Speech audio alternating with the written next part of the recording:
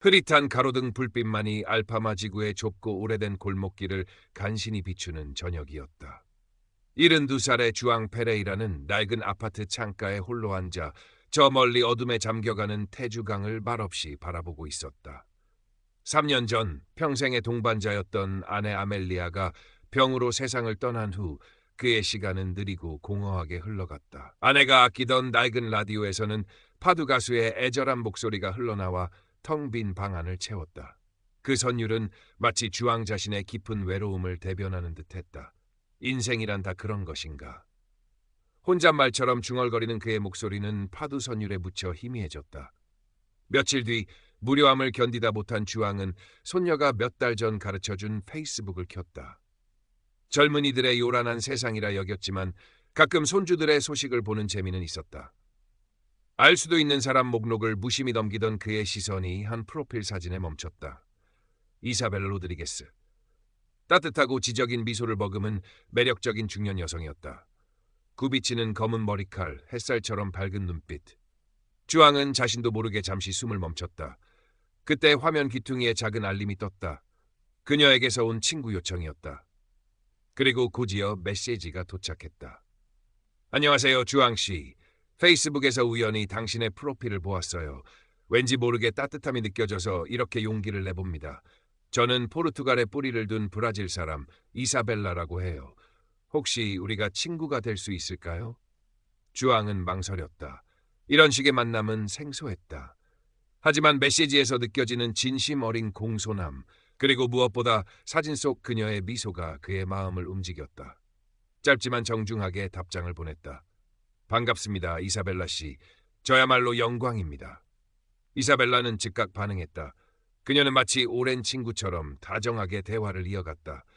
주왕의 외로움을 귀신같이 알아채고는 따뜻한 위로의 말을 건넸다. 자신은 예술품을 거래하는 작은 사업을 하고 있으며 언젠가는 할아버지의 고향인 포르투갈, 특히 리스본에 정착해 살고 싶다는 꿈을 열정적으로 이야기했다.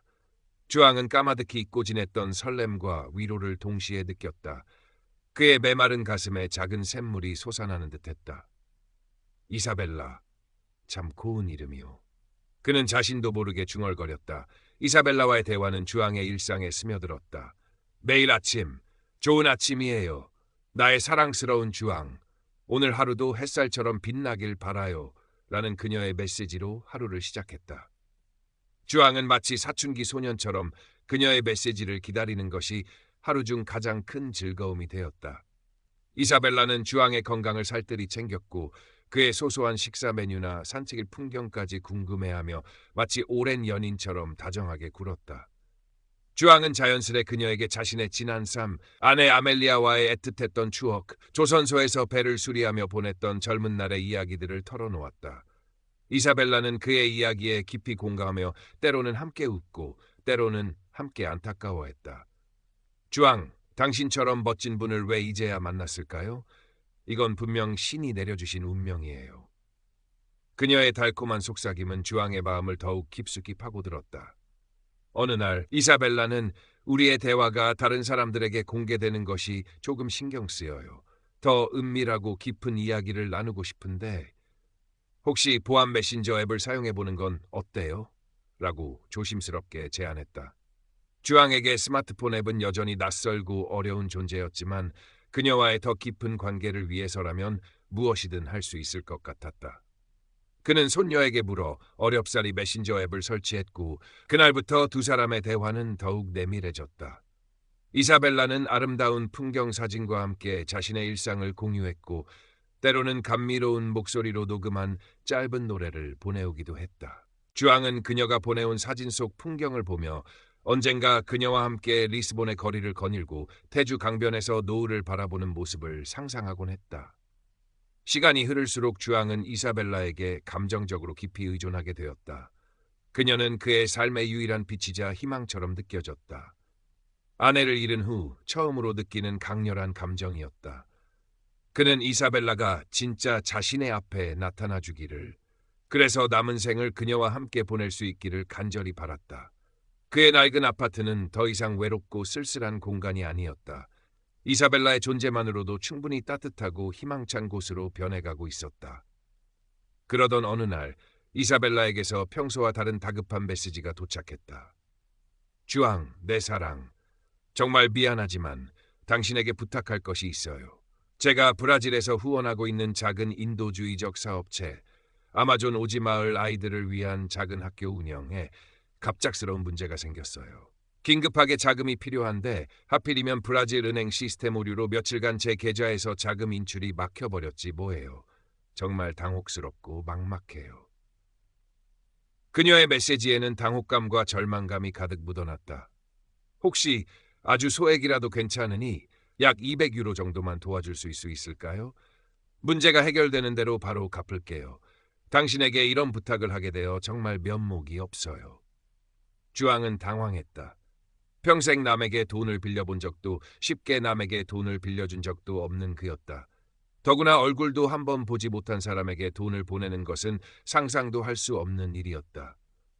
그러나 화면 너머로 느껴지는 이사벨라의 간절함, 그리고 지금까지 그녀가 보여준 따뜻함과 진심이 그의 마음을 흔들었다. 그녀가 정말 어려움에 처했는데 내가 외면할 수 있을까? 그녀는 나에게 얼마나 큰 위로와 기쁨을 주었던가.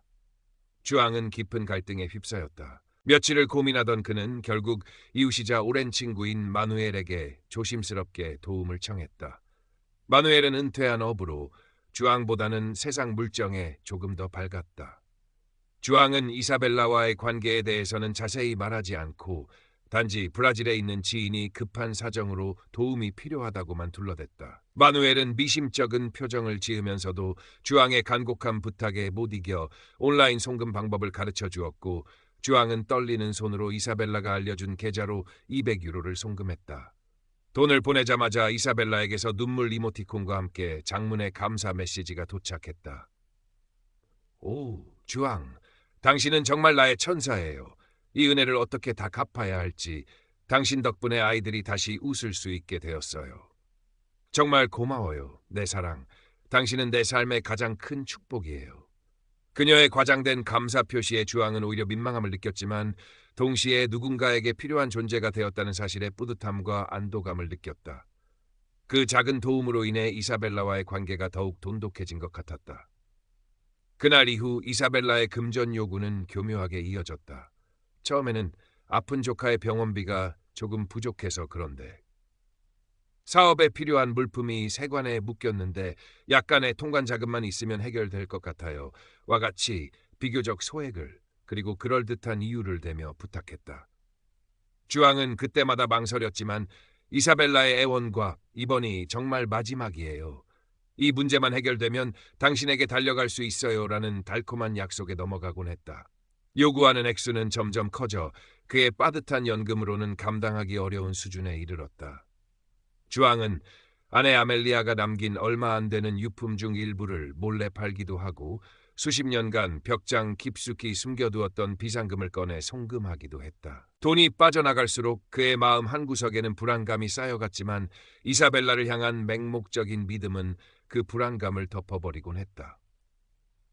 하지만 시간이 흐르면서 주앙도 이사벨라의 이야기에 석연치 않은 점들을 발견하기 시작했다. 그녀가 언급한 날짜가 이전의 말과 맞지 않거나 설명이 모순되는 경우가 종종 있었다. 가끔 보내오는 사진 속 배경이 어딘가 어색하게 합성된 것처럼 느껴질 때도 있었다. 내가 너무 늙어서 의심만 많아진 건가? 아니면 그는 애써 고개를 저으며 불길한 생각을 떨쳐내려 했지만 마음속 작은 의심의 씨앗은 조금씩 자라나고 있었다. 한편 주앙의 딸 카타리나는 아버지와의 전화통화에서 이사벨라라는 여성에 대한 이야기가 점점 늘고 아버지가 평소와 달리 돈 문제로 초조해하는 모습을 감지했다. 걱정스러운 마음에 주말에 리스본의 아버지를 찾아간 카타리나는 우연히 아버지의 스마트폰 화면에 떠있는 이사벨라와의 메시지 일부를 보게 되었다. 내 사랑 주앙, 당신의 도움이 절실해요. 이번이 마지막 고비예요. 카타리나는 직감적으로 뭔가 잘못되어 가고 있음을 느꼈다. 아빠, 그 여자 뭔가 이상해요. 요즘 인터넷에 그런 사기가 많대요. 조심하셔야 해요. 딸의 걱정 어린 조언에 주앙은 버럭 화를 냈다. 네가 뭘 안다고 함부로 말하느냐. 이사벨라는 그런 사람 아니다. 그녀는 나를 진심으로 사랑하고 나도 그녀를 사랑한다. 아버지의 완강한 태도에 카타리나는 더 이상 말을 잇지 못했지만 불안감은 더욱 커져만 갔다. 그날 이후 부녀 사이에는 차가운 냉기가 감돌았다. 카타리나는 아버지 몰래 이사벨라의 페이스북 프로필을 샅샅이 뒤지고 그녀가 언급했던 사업체나 관련 정보를 검색해보려 했지만 뚜렷한 증거를 찾기는 어려웠다. 어느덧 계절이 바뀌어 리스본에도 서늘한 바람이 불기 시작했다. 주앙의 통장 잔고는 바닥을 드러내고 있었다. 이사벨라는 이제 포르투갈로 와서 주앙과 함께 살기 위한 마지막 준비 자금이 필요하다며 주앙이 가진 거의 모든 재산에 해당하는 큰 금액을 요구해왔다. 주앙, 내 사랑. 정말 이것만 해결되면 모든 빚을 청산하고 바로 당신 곁으로 날아갈 수 있어요. 우리 함께 리스본의 아름다운 집에서 행복하게 살아요. 상상만 해도 가슴이 뛰지 않나요? 그녀의 목소리는 그 어느 때보다 달콤했지만 어딘지 모르게 절박함이 묻어났다. 하지만 만약 이번에도 당신이 나를 도와주지 않는다면 우리 관계는 여기까지인 것 같아요. 더 이상 당신에게 짐이 되고 싶지 않아요. 그녀는 교묘하게 주앙의 죄책감을 자극하며 감정적으로 압박했다. 주앙은 밤새 잠 못 이루고 고뇌했다.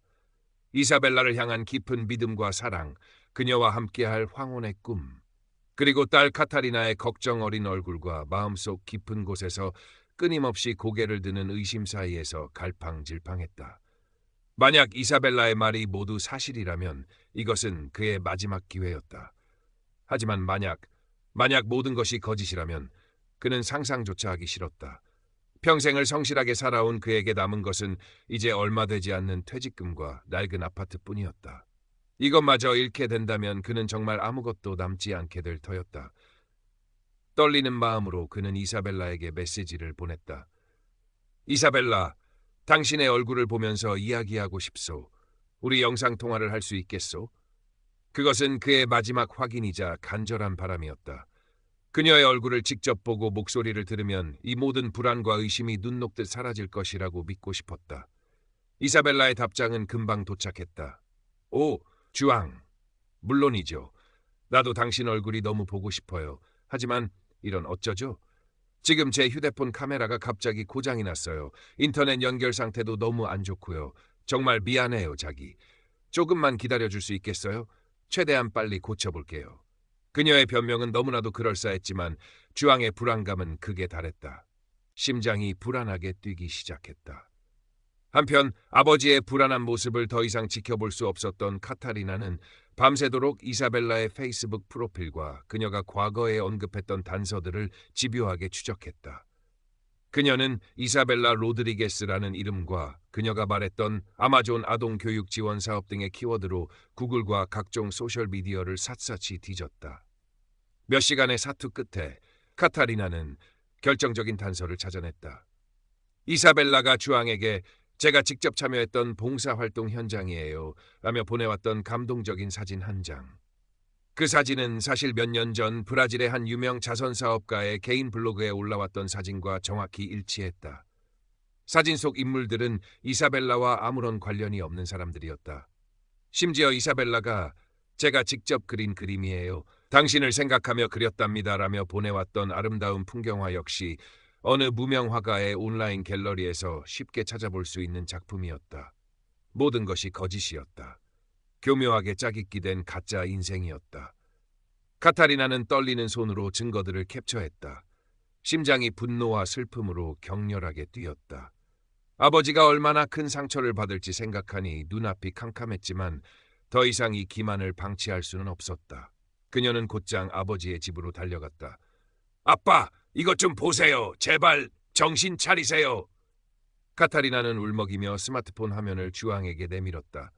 주앙은 딸의 다급한 목소리에 놀라 화면을 들여다보았다. 그곳에는 이사벨라가 보냈던 사진들과 원본 출처가 나란히 비교되어 있었다. 그의 눈앞이 흐려졌다. 이사벨라의 달콤했던 목소리, 함께 꿈꿨던 리스본에서의 미래, 그녀를 향한 자신의 순수했던 사랑, 그 모든 것이 한순간에 산산조각 나는 것 같았다. 그는 아무 말도 할 수 없었다. 마치 거대한 망치로 머리를 맞은 듯 멍했고 숨쉬기조차 힘들었다. 그 순간 주앙의 스마트폰에서 알림음이 울렸다. 이사벨라에게서 온 메시지였다. 주앙, 내 사랑, 돈은 준비됐나요? 당신을 믿어요. 우리의 미래를 위해서. 주앙은 떨리는 손으로 스마트폰을 집어들었다. 화면 속 그녀의 프로필 사진은 여전히 아름다운 미소를 짓고 있었지만 이제 그것은 악마의 가면처럼 보였다. 그는 답장 대신 차단 버튼을 누르려 했다. 하지만 그 전에 마지막으로 한마디만이라도 하고 싶었다. 그의 모든 것을 앗아간 그 유령 같은 존재에게 묻고 싶었다. 당신은 도대체 누구였소? 그러나 그의 손가락은 힘없이 떨리기만 할 뿐 메시지는 끝내 보내지지 않았다. 그는 결국 깊은 한숨과 함께 이사벨라의 프로필 옆에 있는 차단 버튼을 눌렀다. 화면에서 그녀의 얼굴이 사라졌다. 마치 한여름밤의 꿈처럼. 깊은 절망감과 배신감에 휩싸인 주앙은 며칠을 알아누웠다. 마치 온몸의 기력이 다 빠져나간 듯 그는 아무것도 할 수 없었다. 카타리나는 헌신적으로 아버지 곁을 지키며 죽을 끓여다 주고 약을 챙겨주며 위로했다. 아빠 잘못이 아니에요. 그 사람들이 나쁜 거예요. 아빠는 그냥 마음이 너무 여렸던 것뿐이에요. 딸의 따뜻한 말에도 주앙의 상처는 쉽게 아물지 않았다. 카타리나는 주앙을 설득해 함께 경찰서에 가보았지만 결과는 예상대로였다. 담당 경찰관은 안타까운 표정으로 고개를 저으며 말했다. 전형적인 로맨스 스캠 수법입니다. 범인들은 대부분 해외에 근거지를 두고 활동하기 때문에 검거도 어렵고 송금하신 돈을 되찾을 가능성은 거의 없다고 보셔야 합니다. 주앙은 평생 동안 땀 흘려 모은 돈을 잃었다는 사실보다 인간에 대한 믿음이 송두리째 무너졌다는 사실에 더욱 괴로워했다. 자신이 그토록 어리석었다는 자괴감, 그리고 이사벨라라는 헛개비에게 진심을 다했던 지난 몇 달간의 시간이 허무하게 느껴졌다. 그는 밤마다 잠 못 이루고 뒤척였고 식욕도 잃어 눈에 띄게 수척해졌다. 시간이 조금씩 흘러 리스본의 거리에 크리스마스 장식이 하나둘씩 등장할 무렵이었다. 주앙은 여전히 슬픔에서 완전히 벗어나지 못했지만 카타리나와 이웃 마누엘의 꾸준한 격려와 보살핌 속에서 조금씩 기운을 차리기 시작했다. 마누엘은 예전처럼 주앙의 집을 찾아와 말없이 그의 곁에 앉아 함께 커피를 마셨다. 때로는 아무 말 없이 주앙과 함께 알파마 언덕을 오르거나 테주 강변을 따라 몰차 산책하며 그의 이야기를 들어주었다. 그의 투박하지만 진심 어린 우정은 주앙에게 큰 위로가 되었다. 카타리나는 주말마다 아버지를 찾아와 함께 식사를 하고 멀리 사는 손주들과의 영상통화를 연결해주며 아버지의 얼굴에 다시 미소가 떠오르도록 애썼다. 어느 맑은 겨울날 오후, 주앙은 먼지가 뽀얗게 쌓인 오래된 나무 상자를 벽장 깊숙한 곳에서 꺼냈다. 그 안에는 그가 젊은 시절 조선소에서 일하며 틈틈이 직접 만들었던 정교한 배 모형이 들어있었다. 한때 그의 자랑거리였지만 아내가 세상을 떠난 후로는 거들떠보지도 않았던 물건이었다. 그는 부드러운 헝겊으로 배 모형의 먼지를 정성껏 닦아냈다. 그리고 며칠 뒤 그는 동네 공원에서 놀고 있는 아이들에게 그 배 모형을 보여주었다. 아이들은 신기한 듯 눈을 반짝이며 배 모형 주위로 몰려들었고 주앙은 그 모습을 보며 아주 오랜만에 희미하게 미소 지었다. 그는 이번 일을 통해 값비싸고 혹독한 교훈을 얻었지만 삶을 완전히 포기하지는 않을 것이었다.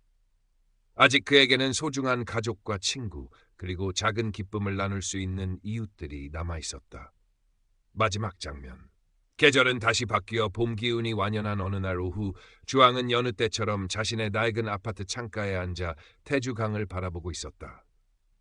강물은 변함없이 유유히 흘러가고 있었고 햇살은 따스하게 그의 얼굴을 감쌌다. 그의 눈엔 여전히 슬픔의 그림자가 희미하게 남아있었지만 이전과는 다른 어떤 깊은 체념